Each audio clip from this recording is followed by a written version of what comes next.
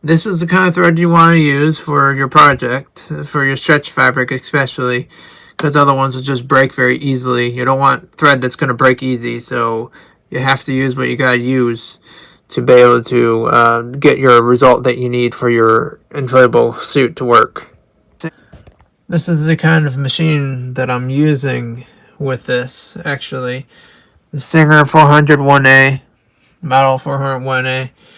And it's an old Singer sewing machine. This may be old, but it works like a champ these days compared to the other ones at home sewing machines. And then there's this right here that you can always, this is for tension. So you can go with like 4 or 3 or whatever. But I'd always keep it at like 3. So then you're not really going too much into that with that. So, and then how you thread it, it's very simple. It shows you right here how you thread it right here too. This is exactly how you thread it. Thread it through here, then you go in here, thread it to there. Make sure you have this thing over here, and then you thread it there, and then it comes up, and then down, and then through here, and down over here, and then right through this thing right here too, through that area. Like that, and then it goes through this area, then that area, then last but not least through your needle. And then after that, you're set to go with that part. The bobbin part, you go through here, and then you twist it once to get to the bobbin. Go down, and then wait for it to go down, and then wait for it to do a full circle. Like that. And then it'll do like a full circle, but you want to make sure this is a part of that kind of thing, or you just do that with it. But anywho, and then that's pretty much what it does with that. Or sometimes you'll see the thread as it would take it up and out. See? You want to make sure you see it like that. And then it goes all the way around, comes up, and then this part actually comes up with it. And then it'll bring your other thread up. So sometimes it'll catch it, and then it won't. It just depends with that. Now, how you thread your bobbins with this machine. Your foot pedal's right here. It's a knee pedal type of machine where you do that. You put your leg right onto it like that, like if so. And then you take this part right here, but you don't want to have it on. You want to make sure your leg's off of it first. And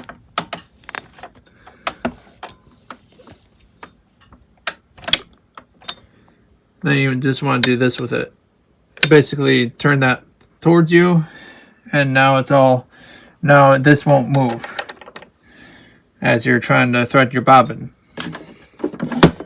as you're winding your bobbin. And then you put your thread in here and your bobbin particularly, and you can see in here you want to make sure the thread's sticking out like that, and then you hold it, you hold your thread, and with the class 66 bobbin, and then you let it wind, then you wind it up and stuff like that. Here's an empty bobbin. Now you stick it on there like if so, and then you see where the smaller hole is at, which is this one right here. Then you take your thread, put it right through, hold it, and then put this down, and then you just wind it like that. Or you have to use 2 hands with it. One hand here, and then the other hand on holding the thread. And then once you do that with your thread, obviously you want to do this with thread. You gotta hold that with the other thing. I can only explain it to you, but rather than physically show you that, because I can't really put the camera somewhere else to do that, to be able to do anything else with that. But I can only do so much with one hand with that. So, and of course, you can't just leave it like this and then have it do the same thing. Because look, as you can see, it doesn't work that way. You have to use your hand to put it on there, and then it works that way. So without further ado, you also need to have it at BM, because that is the result for the zigzag stitches and stuff like that. And it shows right here in the thing here that what it does, what BM does, and all that kind of stuff. So you want BM most of the time, or BL, but BL doesn't really work that well. So, and then BQ doesn't really work that well in this one either. So you want to use BM with this one particularly, with certain things, because certain ones don't really work. So with all that being said, then you put this part right back and you tighten it right down and get it as tight as you possibly can get it. Then you take your bobbin out, you put that in here, and then this is your end result, what you would want it to look like. And then, of course, I'm going to put that one back. But that's what you would want it to look like. You want to make sure your needle's up and ready for your project. Put your project in after you shut this right here. Make sure that your thread is actually aligned right here. This is aligned up and through here. And then you have your presser foot. You always have to have a zigzag presser foot. That's exactly what this one is. And you want to make sure it's nice and tight on there, so you don't have any problems with that. This does like to loosen itself, so you have to tighten it every single time you do it with your project. You have to make sure it's nice and tight all the time. You shut this part, because you already pretty much we're shown how to do this. And then you go on your fabric, your stretch fabric. That, for example, I have actually extra stretch fabric sitting around here for this to be able to show you. This is what you do. And see this other side here? You want to make sure you line it up right where you would want it to be, kind of thing, since it's on an angle. See where that kind of faded line is? And line it up like that. And then you begin to sew. And you hold this part. Goes backwards. This is backwards. And that is forwards.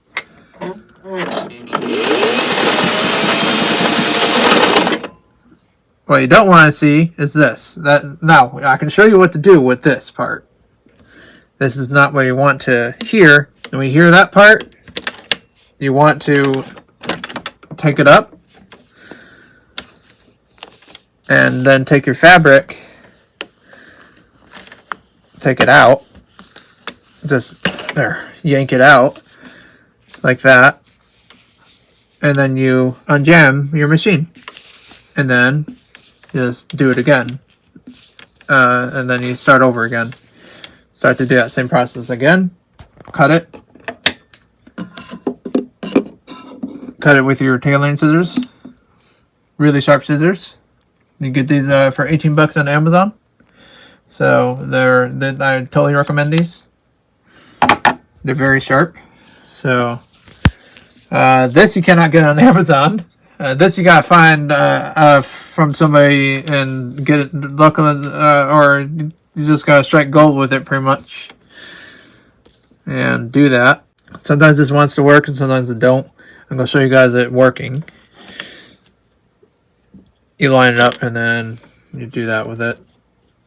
You bring the stretch fabric forward towards you. And this is what it's supposed to do. See how it went like that with it?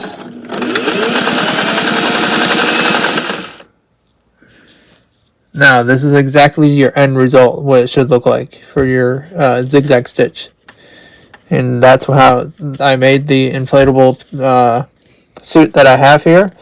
And that's exactly how I did this. So, yes, as you can see, this machine can be a little frustrating. So you do have to hold your fabric this way when you're doing stretch fabric. So, and you have to hold it as straight as possible and make it stretch, of course, so then the machine can do your stitching. So then when it stretches back, when it goes back to its normal, you're not going to be disintegrating your thread. This is exactly what the thread is and where the thread goes. And this is another $10 thing. You can get it on Amazon for about 10-15 bucks for this thing. Or you can go on Temu and get the same thing for like 10 bucks. You would have to get a weight for it. I'd recommend getting a sand weight for this, or a water weight for it. Whichever one that you choose with that. That's another $10 for that. So because they have to ship that all to you like that. Or you can fill one up and stuff like that yourself and put something on there, or put a weight on there of some sort that you have sitting around or something like that. Then there's your screw holes for the weight to put it in and stuff. So as long as it fits those screw holes, you're good. And for all that kind of thing. Well, without further ado, then I'm going to definitely show you guys the suit. You want to make sure to do the 2 to 3 inch slit for your material right here for your stretch fabric, and then you have to have a slit over here too to get into the fabric to do that. Cut it into fabric with your scissors and that, using the same tailoring scissors that I showed earlier. And also, brushless blower system is always highly recommended. This one's brushless. It did originally come with a brush. This is what the brushed one was. But still 5-volt DC brushless motor, and then you have your USB port that's in here with that, and that's the USB port for your blower system.